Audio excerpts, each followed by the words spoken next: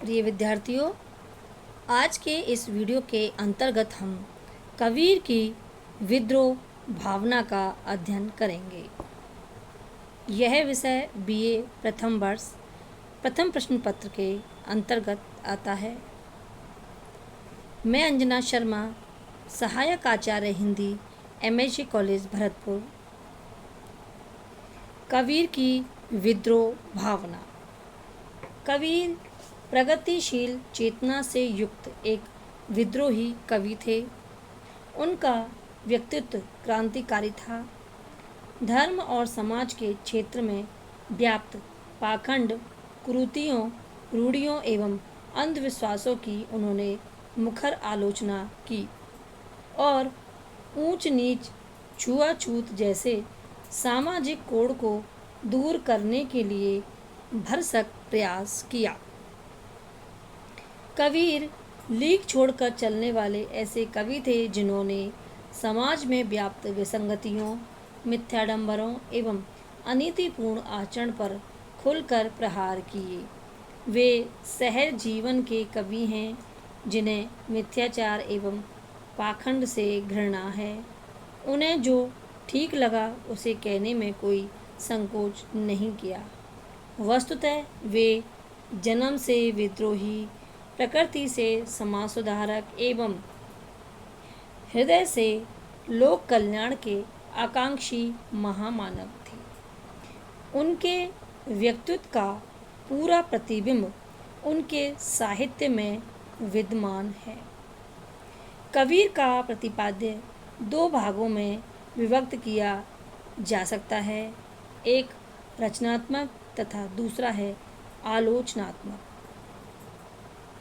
रचनात्मक भाग के अंतर्गत वे उपदेशक हैं तथा मानव मात्र को सत्य, अहिंसा, प्रेम, करुणा, दया, क्षमा, संतोष, उदारता जैसे गुणों को धारण करने का उपदेश देते हैं।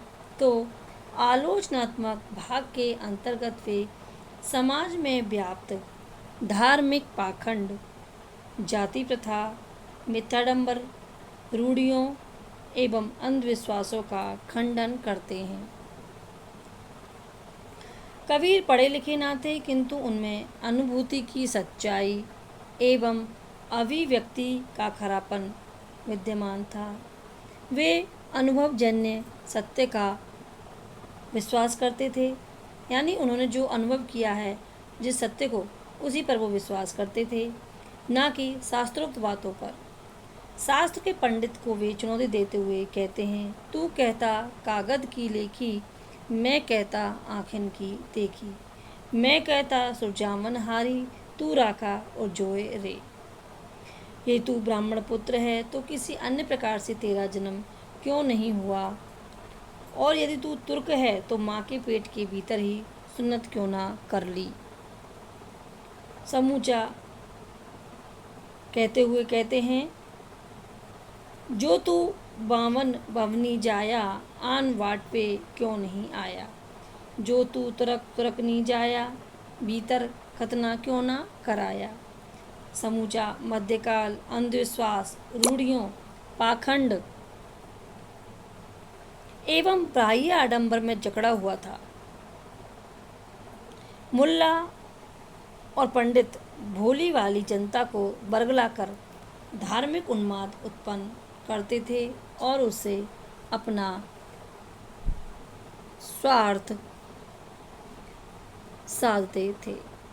कबीर यह अच्छी तरह जानते थे, इसलिए उन्होंने जनता को साफ साफ शब्दों में चेतावनी देते हुए कहा,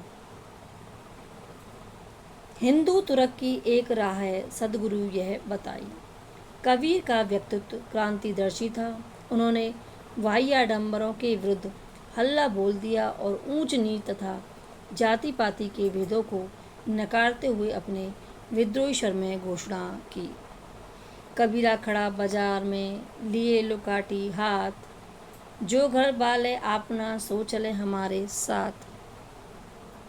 वे कहते हैं, बाह्याचारों में क्या रखा है, हिंदू अपने देवताओं को पूज पूज कर मर गए, मुसलमान हज करके मर गए, योगी जटाएं बांध बांध कर मर गए, पर ईश्वर को इनमें से कोई प्राप्त नहीं कर सकता। देव पूजी पूजी हिंदू मुए, तुरक मुए हज जाए, जटा बांध बांध योगी मुए, इनमें किनु न होई पाए।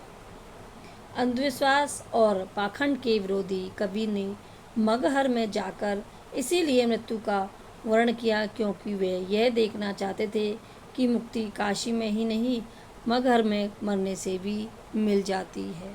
तो प्रिय विद्यार्थियों, आज के इस वीडियो के अंतर्गत हमने कबीर की विद्रोह भावना का अध्ययन किया। आगे एक नई वीडियो के अंतर्गत और एक नई विषय सामग्री के साथ हम उपस्थित होंगे। धन्यवाद।